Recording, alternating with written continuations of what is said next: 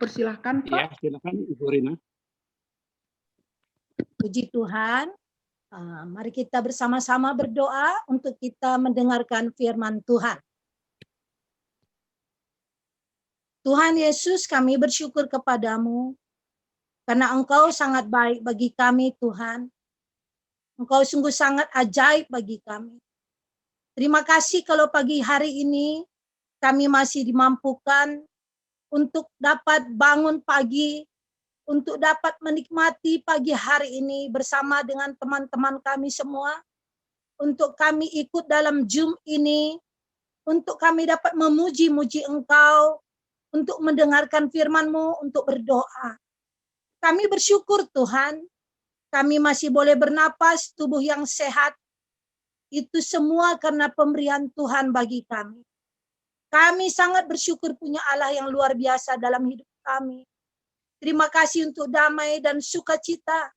Terima kasih untuk kebahagiaan yang Tuhan berikan kepada kami di saat di tengah-tengah pandemi seperti ini. Tapi Tuhan tetap memberikan kami satu kebahagiaan yang luar biasa dalam hati kami. Terima kasih Tuhan, Engkau sungguh sangat baik. Kami mau mendengarkan firman-Mu Tuhan pada pagi hari ini. Kiranya Engkau berbicara kepada kami sekalian Tuhan. Engkau menjamah hati kami, Engkau memberikan kami pengertian yang dalam melalui firman Tuhan, sehingga apa yang kami buat ini tidak menjadi sia-sia, tapi kami mempunyai satu keyakinan yang pasti, bahwa hidup kami sungguh-sungguh memuliakan nama-Mu. Dan ketika Tuhan suatu masa nanti, kami dipanggil oleh Tuhan, kami sudah siap, sehingga kami mendengar Tuhan berbicara, seperti di dalam firman Tuhan itu, sabaslah hai hambaku yang setia. Tuhan, itu yang kami rindukan daripada-Mu. Dan itu yang kami inginkan. Kami sujud menyembah di kaki-Mu Tuhan. Terima kasih Bapak. Terima kasih Tuhan. Terima kasih. Tuhan berkati kami Tuhan oleh karena firman-Mu di pagi hari ini. Di dalam nama Yesus kami sudah berdoa. Amin. Kita mendengarkan firman Tuhan. Terima kasih untuk pagi hari ini diberikan kesempatan kepada saya untuk saya membagikan firman Tuhan. Firman Tuhan pada pagi hari ini dengan tema dipulihkan untuk memulihkan. Sudah banyak kita mendengar firman Tuhan dari minggu yang lalu lagi dengan tema yang sama. Jadi setiap hamba-hamba Tuhan dengan berbagai cara kita membagikan firman Tuhan. Jadi saya pada pagi hari ini saya mengambil firman Tuhan dari Kisah Para Rasul pasal 6 ayat 1 sampai dengan pasal 7 ayat 1 sampai 60. Tetapi saya hanya membacakan di dalam pasal 7 ayat 54 sampai 60. Saya bacakan untuk kita semua. Ketika anggota-anggota Mahkamah Agama itu mendengar semuanya itu sangat tertusuk hati mereka, maka mereka menyambutnya dengan gertakan gigi. Tetapi Stefanus yang penuh dengan Roh Kudus menatap ke langit lalu melihat kemuliaan Allah dan Yesus berdiri di sebelah kanan Allah. Lalu katanya, sungguh aku melihat langit terbuka dan anak manusia berdiri di sebelah kanan Allah. Maka berteriak-teriaklah mereka dan sambil menutup telinga serentak menyerbu dia. Mereka menyeret dia keluar kota lalu melemparinya. Dan saksi-saksi meletakkan jubah mereka di depan kaki seorang muda yang bernama Saulus. Sedang mereka melemparinya, Stefanus berdoa katanya, ya Tuhan Yesus, terimalah rohku. Sambil berlutut berseru dengan suara nyaring, Tuhan, janganlah tanggungkan dosa ini kepada mereka. Dan dengan perkataan itu meninggallah ia. Inilah firman Tuhan. Syukur kepada Allah. Firman Tuhan ini kalau kita lihat di dalam kata memulihkan, ya mungkin Bapak Ibu pun sudah menerangkan dari beberapa hari yang lalu lagi. Berarti dari tema ini kita diberikan pengertian bahwa sesuatu yang dipulihkan itu berarti sesuatu itu sudah mengalami suatu kehancuran, keretakan, kerusakan, dan lain sebagainya. Ibarat barang seumpama bejana, dia sudah mengalami keretakan atau pecah. Jadi bejana itu perlu seorang penjunan untuk membuatnya kembali, untuk mengolahnya kembali menjadi baik dan indah. Begitupun kita semua sudah jatuh di dalam dosa dan kita sudah hancur, sudah mengalami keretakan. Gambar dan rupa Allah itu sudah retak, sudah hancur di dalam hidup kita. Sehingga kita perlu dipulihkan kembali oleh sang penjunan itu, yaitu Tuhan. Kita, tubuh, jiwa, dan roh kita sudah mengalami kehancuran. Sehingga kita tidak dapat berbuat apa-apa.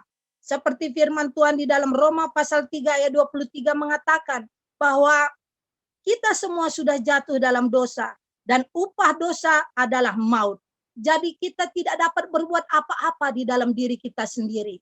Kita tidak dapat berbuat apa-apa di dalam diri kita sendiri kalau kita belum mengalami pemulihan daripada Tuhan.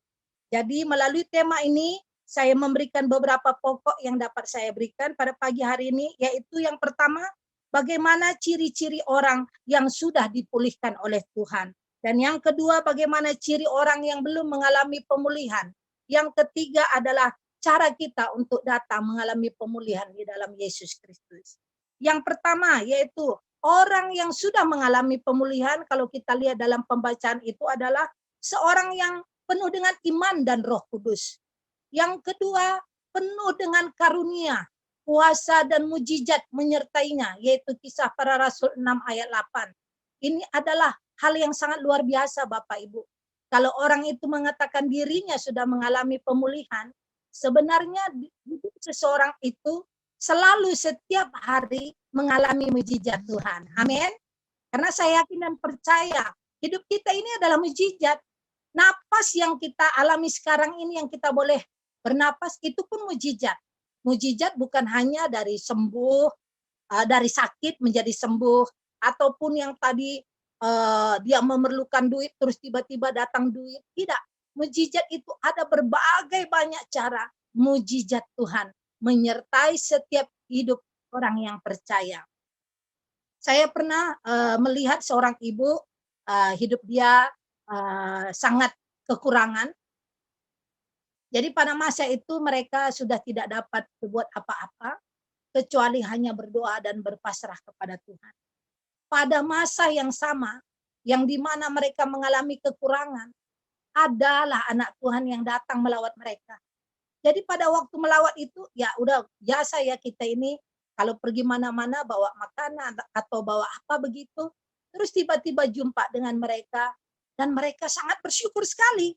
Mereka katakan itu adalah mujizat. Karena apa? Karena pada waktu itu mereka tidak dapat berbuat apa-apa kecuali berdoa dan menantikan. Itu adalah mujizat. Jadi senantiasa di dalam hidup setiap orang yang percaya, yang sungguh-sungguh di dalam Tuhan, mengalami mujizat di dalam hidupnya. Amin.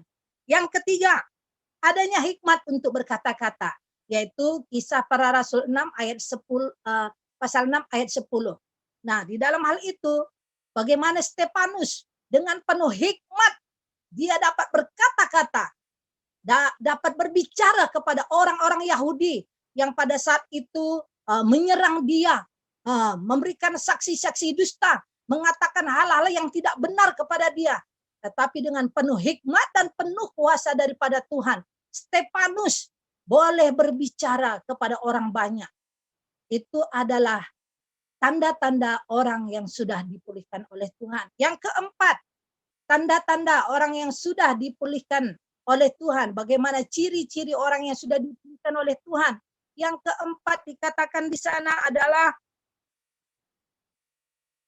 suka akan firman Tuhan, merenungkannya siang dan malam, taat kepada firman Tuhan, tahu alur cerita firman Tuhan. Nah, itu kita boleh lihat ya, nanti Bapak Ibu boleh baca di dalam Kisah Para Rasul 7 ayat 1 sampai 53.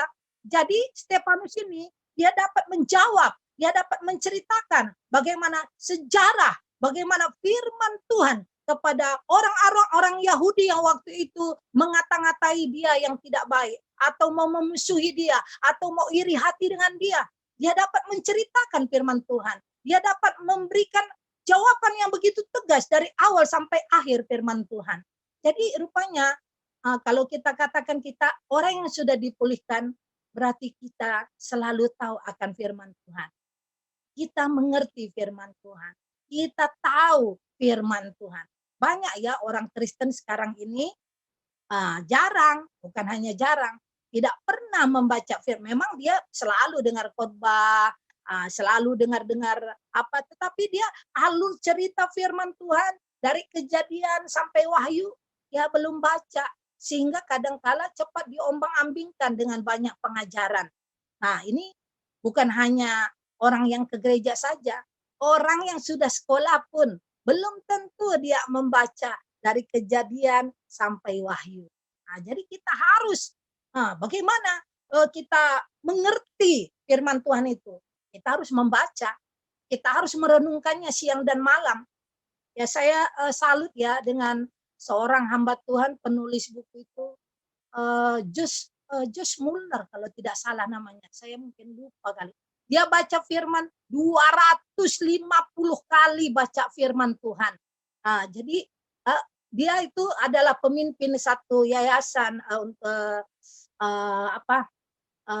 yatim piatu. Jadi kalau setiap ada masalah, dia datang kepada Tuhan, baca Alkitab. Kalau tidak ada makanan untuk anak-anak yatim piatu, dia datang pada Tuhan, baca Alkitab, baca Alkitab, baca Alkitab. Jadi rupanya kita perlu membiasakan diri kita untuk kita merenungkan firman Tuhan siang dan malam. Ya, contohnya bagi kita juga yang mau menyampaikan firman Tuhan begini, kita harus sudah lebih dahulu diberkati oleh firman Tuhan itu. Amin. Ini firman Tuhan yang saya bagikan kepada Bapak, Ibu, saudara-saudari sekalian. Saya sudah merenungkannya 2 minggu yang lalu lagi. Jadi saya sendiri sudah diberkati. Saya sendiri sudah dikoreksi. Ya Tuhan. Ada nanti poin yang lebih penting lagi yang ingin kita ulas melalui firman Tuhan ini. Sebenar-benarnya ya, kalau kita sebagai anak-anak Tuhan sudah menjadi satu kerinduan kita. Makanya firman Tuhan pun di dalam firman Tuhan dalam kitab Mazmur dikatakan kesukaannya merenungkan firman Tuhan siang dan malam. Saya sendiri mengalami ya Bapak Ibu, ini kesaksian saya. Kalau saya merenungkan firman Tuhan ini ya, waktu saya mau sungguh-sungguh sudah membacanya, ada saja yang menghalangi saya. Ini yang saya lihatlah. Sudah saya baca, ada saja lagi yang menghalangi. Yang tidak telepon lah, yang tidak anak lah, yang adalah yang memanggil lah, banyak macam. Dan alasan yang terakhir adalah mengantuk. Ini kalau Bapak Ibu siap siaga ketika Bapak Ibu mau merenungkan firman Tuhan, itu kita rasakan. Dan saya lawan itu dalam nama Tuhan Yesus. Memang betul kata firman Tuhan. Kita ketika membaca firman Tuhan dan merenungkannya, merendahkan diri terlebih dahulu di hadapan. Berdoa, minta urapan kuasa Roh Kudus. Sehingga Tuhan mengurapi kita, mengerti akan kebenaran firman Tuhan. Sehingga kita merasakan betapa luar biasanya Tuhan ketika kita membaca firman Tuhan. Amin. Yang berikutnya, yang kelima, ciri-ciri orang yang sudah mengalami pemulihan, yang kelima adalah, ya Ibu Tabita, yang kelima, mau mengampuni. Bukan yang kelima, sorry. Ada satu keyakinan. Ciri-ciri orang yang sudah dipulihkan oleh Tuhan, ada satu keyakinan. Wah, ini yang sangat luar biasa. Ada satu keyakinan yang pasti bahwa jika kita meninggal dunia, kita masuk surga. Nah, ini Bapak Ibu tidak main-main ini. Ini keluar dari perkataan hamba-hamba Tuhan itu biasa. Tetapi betul-betulkah kita sudah mengalaminya? Ada satu hamba Tuhan yang mungkin juga Bapak Ibu sudah dengar itu ya di YouTube atau di mana itu, siapa itu nama hamba Tuhan itu, dia bersaksi bahwa ketika dia mengalami kesakitan, dia hamba Tuhan yang terkenal, sudah banyak buku yang dia tulis. Ketika dia dibawa oleh Tuhan, ternyata bagian dia bukanlah di surga. Ini satu kengerian ya. Dia bersaksi dan saya dengar waktu kesaksiannya itu. Jadi waktu dia dibawa, bukan dia ke surga, dia ke neraka. Padahal ada banyak buku yang dia tulis. Dia pengkhotbah yang terkenal, banyak menyembuhkan orang. Luar biasa, mujizat terjadi, apa semuanya. Ada apa dengan dia? Ada apa? Sehingga nama dia bukan di surga. Ini satu hal yang sangat mengerikan. Ada lagi satu hamba Tuhan yang saya menerima kesaksian dia. Dia sudah mengalami banyak hal, banyak perkara selama dia hidup dalam dunia. Tetapi ketika dia pergi ke sana, ketika dia mau menghembuskan napasnya yang terakhir, ternyata memang dia masuk surga, tetapi dia mempunyai pakaian yang lusuh. Padahal kalau kita baca dalam kitab Wahyu, kita mendapatkan pakaian yang putih cemerlang. Tetapi dia pada waktu itu yang lusuh, baru seperti keluar dari dalam api. Dia menangis berteriak, Tuhan berikan aku kesempatan yang terakhir. Jadi bagaimana dengan kita sekalian? Bapak, Ibu, dan saudara-saudari yang terkasih. Saya pun mengoreksi diri saya. Benarkah Tuhan? Ya Tuhan, tolong Tuhan. Satu saja kerinduanku kepadamu. Aku mau seperti Maria yang duduk diam di bawah kayu salib Tuhan Yesus. Dan mau mendengar Tuhan, sabarlah hai hambaku yang setia. Itu aku mau mendengar dari Engkau, Tuhan. Itulah doa saya Bapak Ibu. Saya secara pribadi. Karena semuanya akan kita tinggalkan. Apalagi dengan keadaan sekarang ini. Siapa yang tahu dengan hidup kita? Siapa yang boleh memprediksikan besok kita masih hidup? Atau nanti setelah khotbah ini saya akan meninggal? Atau setelah Zoom ini ada di antara kita yang akan pergi? Kita tidak tahu. Kita tidak tahu sama sekali. Kita tidak mengerti. Hidup kita tidak mengerti. Apa yang akan menimpa kita? Apa yang akan terjadi bagi kita? Jadi satu pertanyaan bagi kita. Apakah kita sudah yakin dan percaya bahwa kita akan pergi kepada Dia yang menjadikan kita, yang menciptakan kita? Sang penjunan Tuhan Yesus Kristus. Ini satu menjadi koreksian kepada kita. Stefanus, orang yang penuh iman, penuh Roh Kudus, dia melihat Bapa duduk. Dia melihat Tuhan Yesus duduk di sebelah kanan Allah. Amin. Sangat luar biasa. Dan dia melihat Tuhan. Dia yakin dia akan pergi ke sana. Oh, satu hal yang sangat luar biasa Bapak Ibu. Ini menjadi satu koreksian bagi kita. Sudahkah kita tahu tentang hal itu untuk diri kita sendiri? Yang keenam, orang yang sudah dipulihkan, cirinya adalah ini yang sangat terpenting. Mau mengampuni orang yang menyakiti hati kita. Amin. Mau mengampuni orang yang memfitnah kita. Mau mengampuni orang yang melempari kita. Nah, orang yang melempari kita dengan batu. Bahkan orang yang mau membunuh. Ini tidak gampang Bapak Ibu. Bukankah kesehariannya? Jangankan kita dilempari langsung dengan batu. Baru kita difitnah atau dikata-katai. Sudah kita melonjak bagaikan singa mengaum-ngaum keluar taringnya. Kita tidak boleh mendengar kata-kata orang yang menfitnah kita. Kita tidak boleh mendengar kata-kata orang yang menyakiti kita. Nah ini ciri orang yang sudah mengalami pemulihan dari itu. Dia mau mengampuni. Bukan hanya menyakiti hati, tapi langsung sudah melempari dengan batu. Kemarin ya saya lihat di dalam grup kita, di dalam grup Kingdom Family, saya melihat kembali cuplikan bagaimana suasana tahun berapa itu Dulos yang dibakar. Nah, ada teman-teman saya di sana, beberapa orang. Itu yang saya tengok, ada Nikanor, ada Tia, itu yang lehernya dipotong. Mengampuni Bapak Ibu. Ada lagi satu perempuan tapi dia tidak masuk di dalam cuplikan itu. Kawan saya itu dia bilang, sampai sekarang Kak, kalau saya mendengar suara gaduh-gaduh, suara teriak, terus kakinya itu menggigil. Karena pada waktu itu, karena badan dia kurus, dia bersaksi, pada waktu itu ketika datang orang yang potong leher, bawa celurit tutup muka, bawa celurit itu mengkilat-kilat, dia terus bersembunyi di balik pokok pisang.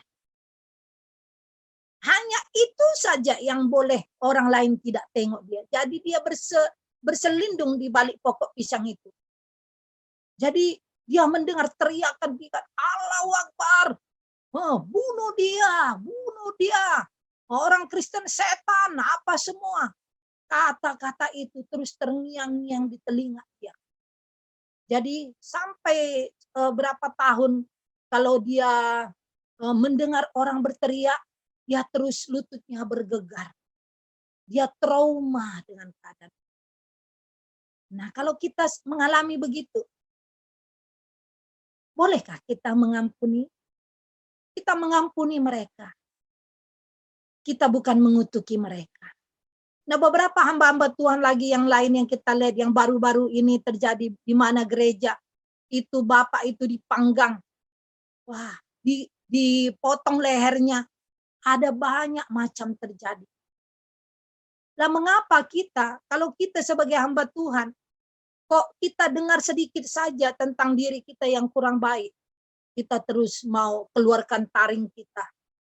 Kita terus mau menjawab, kita terus mau bersoal jawab, mau melawan. Seharusnya kita, ya sudahlah, tidak ada apa-apa masalah. Itu bukan sesuatu yang sangat penting. Amin. Yang terpenting bagaimana hidup kita. Boleh melakukan kebenaran firman Tuhan. Bagaimana hidup kita memenuhi, melaksanakan firman Tuhan. Amin Bapak Ibu. Amin. Sungguh sangat luar biasa. Ini menjadi satu koreksian juga bagi saya. Jadi kita sudah mendengar bagian yang pertama bahwa bagaimana ciri-ciri orang yang sudah dipulihkan oleh Tuhan. Yang kedua, bagaimana ciri-ciri orang yang belum dipulihkan oleh Tuhan. Mari kita lihat bagaimana ciri-ciri. Yang pertama dibilang orang itu seorang yang suka iri hati, suka bersoal jawab, pikiran yang selalu negatif. Suka berkata tidak benar. Nah, kalau kita melihat di dalam Kisah Para Rasul 6 ayat 9, 6 ayat 11 dikatakan di sana, ada di sana tertulis bahwa orang-orang Yahudi yang mau melawan Stefanus, mereka jemaat orang Yahudi, orang jemaat Albertin, mereka bersoal jawab, suka iri hati, suka berpikiran negatif tentang Stefanus, suka berkata tidak benar. Jadi rupanya orang-orang yang belum mengalami bagaimana kuasa Roh Kudus Tuhan bekerja, itu selalu berpikiran seperti itu. Jadi kita perlu dikoreksi. Kita perlu terbuka hati kita. Apakah kita selalu mengalami seperti ini? Jadi kalau kita selalu ada hal seperti ini, kita perlu merendahkan diri datang kepada Tuhan. Minta Roh Kudus Tuhan mengoreksi kita. Yang ketiga, orang yang belum dipulihkan oleh Tuhan. Yang ketiga, nah Ibu Tabita, yang ketiga,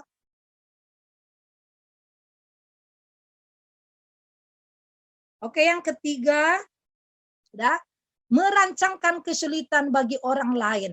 Nah, kalau kita baca di dalam Kisah Para Rasul 6 ayat 12, mereka merancangkan satu kesulitan bagi Stefanus. Jadi kalau kita pun ada merancangkan kesulitan kepada si anu kah, kepada si ini kah, apakah berkata-kata tidak benar ini, itu tidak penting. Itu tidak penting. Kita tidak mau mengikuti hal demikian. Yang keempat, memberikan kesaksian dusta. Wah, ini yang lebih parah lagi. Sudah tadi berkata bohong, berkata tidak betul, berpikiran negatif, suka bersoal jawab, merancangkan kesulitan, berkata, memberikan saksi dusta. Nah, ini kadang ini hal-hal yang mengerikan sekali. Itu kepalanya, bosnya saksi dusta siapa? Bapaknya saksi dusta siapa? Iblis. Kita itu jangan seperti itu. Kalau kita memang sudah dipulihkan oleh Tuhan, berkatalah yang benar. Amin. Berkata yang benar di hadapan Tuhan, di hadapan manusia. Sehingga kita mengalami damai di dalam hati.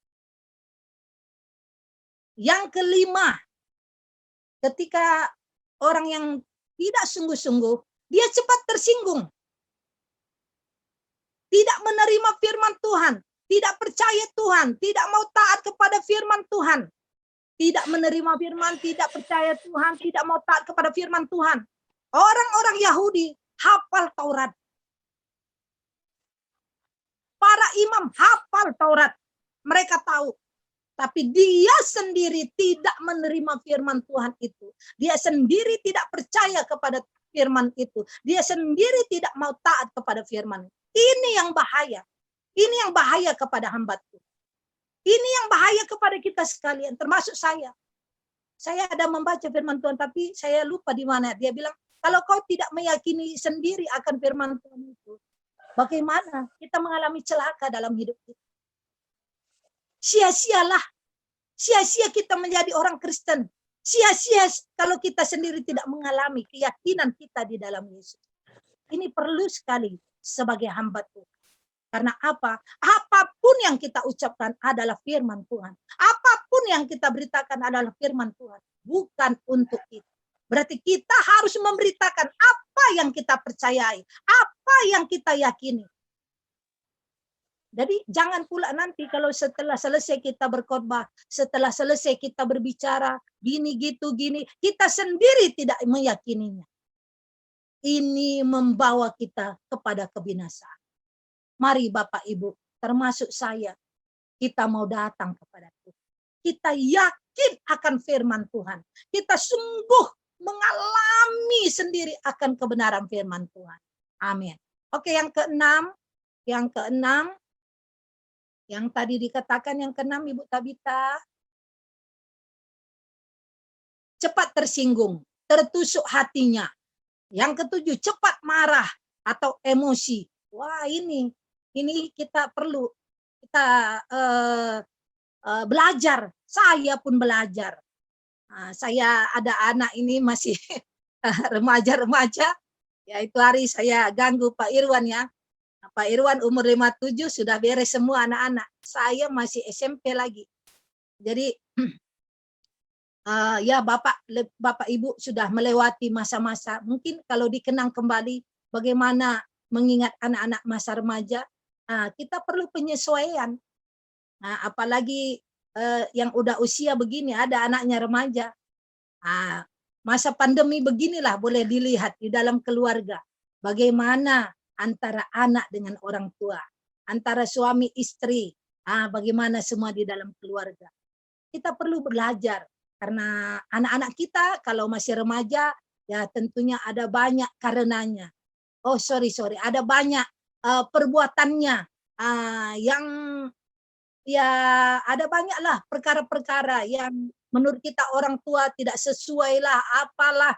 Tetapi itulah menjadi cabaran kita, menjadi tantangan kita sebagai ibu rumah tangga, sebagai orang tua untuk dapat membina, mengarahkan, mendidik, membimbing kepada kebenaran firman Tuhan. Amin. Itulah tugas kita. Yang ketujuh dikatakan bagaimana ciri orang yang belum dipulihkan. Cepat marah. Yang ke-8, mau menyiksa, mau membunuh oleh karena terlalu benci dan marah.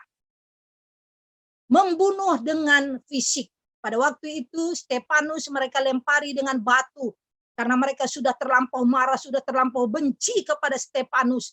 Mereka emosi sehingga mereka membawa menyeret dia keluar kota. Kemudian mereka melempari dia dengan batu sampai Stefanus menghembuskan napasnya yang terakhir. Tetapi membunuh secara fisik Mungkin itu sekejap saja. Tetapi ada istilah lagi, membunuh jiwa, pikiran, dan hati dengan kata-kata itu jauh lebih menyakitkan. Ini bagiannya Ibu Liva ini ya. Bagaimana konseling. Jadi membunuh jiwa, pikiran, dan hati seseorang dengan kata-kata kita yang tajam, yang kasar, yang merendahkan, yang membuli, yang membohongi, yang menfitnah, apa-apa semua. Itu lama diingat. Sehingga itu juga yang kadangkala menyebabkan anak-anak kita ini tidak tahan. Apalagi kalau anak-anak remaja. Oleh sebab itu kita mau belajar. Mari Bapak Ibu sekalian, kalau kita tadi sudah melihat bagaimana ciri-ciri orang yang sudah dipulihkan dan ciri-ciri orang yang belum dipulihkan. Bapak Ibu, kalau kita ada di antara itu, mari kita melihat yang ketiga ini, kita datang kepada Tuhan supaya kita mengalami pemulihan. Datang kepada Yesus, karena di dalam Yesus ada pemulihan. Karena di dalam Yesus ada kemerdekaan. Di dalam Yesus ada kemenangan. Oh haleluya, haleluya. Ini yang terpenting. Karena ketika kita hidup di dalam Tuhan, di situ kita mengalaminya. Kita sendiri mengalami pembebasan dan kelepasan di dalam diri kita sendiri yang sudah terkungkung sekian lama. Tetapi ketika kita datang kepada Yesus mengalaminya, kita merdeka. Ada kepuasan. Ada beberapa kali dan tidak terhitunglah ya. Saya mau mendengar dari orang yang saya layani. Ketika mereka saya layani dan sebelum saya sampaikan Yesus, saya tanya dulu dia semua kepribadiannya. Dan kemudian setelah saya sampaikan Yesus dan saya tantang dia terima Tuhan Yesus dan dia mau didoakan, saya tanya dia lagi, apa yang kau alami? Dia cerita. Kak, Bu, saya tidak pernah mengalami demikian. Betul, Bu. Saya merasa merdeka. Senang, Bu. Saya rasa ringan, Bu. Pundak saya ini, pundak saya ini, saya merasa ringan, lega. Rupanya orang-orang banyak ditindih dengan beban berat. Sesuai dengan lagu. Tertindih dengan beban berat. Jadi rupanya ketika kita bawa Yesus dan orang itu didoakan dalam nama Yesus, mereka mengalami kemerdekaan, kelepasan, dan kemenangan. Mereka dipulihkan. Sehingga mereka merasa ringan. Yang kedua, supaya kita selalu mengalami pemulihan di dalam Tuhan, kita mau dipimpin oleh Roh. Boleh ditengok nanti dalam Galatia. Dan kemudian kita mau menyalibkan keinginan daging. Ini saya secara pribadi. Kesaksian saya, Bapak, Ibu, Saudara-saudara. Saya, kalau saya baca firman begitu ya. Terus saya jumpa, misalnya menegur tentang dosa. Terus saya ingat dosa saya. Saya koreksi diri saya. Saya ingat, semua. Kemarin aku gini. Tuhan, tolong saya Tuhan. Koreksi saya Tuhan. Saya mau salibkan Tuhan. Saya mau matikan. Begitu saya secara pribadi. Jadi saya berdoa. Saya minta Roh Kudus matikan Tuhan. Matikan hal ini. Matikan dalam nama Yesus. Saya berdoa begitu kepada Tuhan. Sehingga ketika saya baca firman Tuhan, saya merasakan kelegaan. Penuh dengan damai dan sukacita. Jadi Bapak Ibu, marilah kita senantiasa lebih mendekatkan diri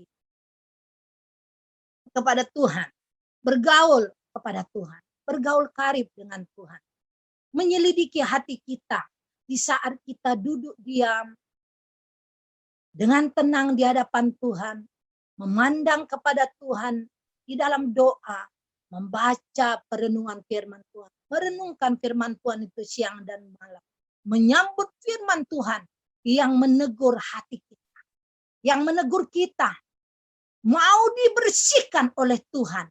Setiap tingkah laku, setiap perbuatan kita, perkata, sehingga kita menjadi serupa dengan Dia yang begitu mengasihi kita, yang sudah berkorban. Sungguh sangat luar biasa Bapak.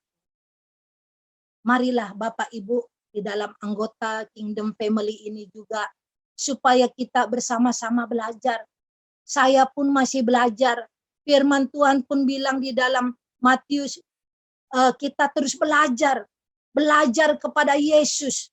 Tuhan Yesus suruh belajarlah kepada aku. Karena apa? Karena aku ini rendah hati dan lemah lembut. Jadi kita terus belajar. Kita belajar untuk menerapkan firman Tuhan. Kita belajar untuk melakukan firman Tuhan ini. Karena tujuan kita semua dan goal terakhir kita adalah kemuliaan Tuhan. Kemuliaan Tuhan bukan untuk diri kita. Apa sih yang kita buat?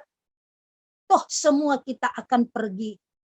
Emas dan perak, baju yang bagus, rumah besar, kereta bagus, jenama yang baik, jenama yang luar biasa, BMW. Kita tidak bawa semua itu. Tempat kita hanya 1 meter kali 2 saja. Nah, syukurlah kalau kita sempat dikuburkan juga. Kalau kita tidak sempat dikuburkan, kan banyak yang mati. Mati di atas pesawat, di kapal laut, ataupun yang macam banjir bencana, tsunami, atau apa sebagainya. Itu semua tidak penting Bapak Ibu. Goal terakhir kita adalah kemuliaan Tuhan. Hanya bagi Dialah segala pujian, segala hormat, segala kemuliaan, dan keagungan selama-lamanya. Saya pun masih belajar, kita terus belajar sampai kita meninggal. Oleh sebab itu Bapak, Ibu, dan saudara-saudari yang terkasih, mari kita merenungkan firman Tuhan ini. Jika masih ada ciri-ciri yang belum dipulihkan dalam hidup kita, mari kita merendahkan diri. Kita mau mengaku di hadapan, duduk diam di hadapan. Mari kita berdoa bersama-sama. Tuhan Yesus Kristus, kami sudah mendengar firman-Mu Tuhan. Singkat, kiranya oleh karena Roh Kudus-Mu lah kami boleh diperbaharui. Ya Tuhan, siapalah kami ini? Kami sebenarnya manusia biasa saja, yang sebenar-benarnya menurut firman Tuhan tidaklah lebih berharga daripada binatang. Kalau kami mati sama saja dengan binatang, sama dengan hewan. Tetapi kami menjadi berharga karena kami sudah ditebus dan kami mau ditebus oleh Tuhan Yesus Kristus, Sang Penjunan kami yang abadi, yang luar biasa, yang menjadikan langit dan bumi ini, yang empunya segala-galanya. Oleh sebab itu Tuhan, Engkaulah yang luar biasa dalam hidup kami. Bukan kami, biarlah kami semakin kecil, Engkau semakin besar. Ya Tuhan, Engkau ditinggikan dan diagungkan di dalam hidup kami. Terima kasih Bapa, terima kasih Tuhan. Kami mau dikoreksi oleh firman Tuhan. Kami mau belajar, kami mau sungguh-sungguh meresapinya di dalam hati kami. Ampuni kami Tuhan dari segala kesalahan dan dosa kami. Ampuni kami Tuhan Yesus Kristus. Terpuji-pujilah nama-Mu Tuhan. Engkaulah Tuhan satu-satunya. Engkaulah yang kami yakini di dalam hidup kami. Segala pujian, segala hormat dan kemuliaan hanya bagi Engkau. Di dalam dan atas nama Tuhan Yesus kami sudah berdoa. Amin.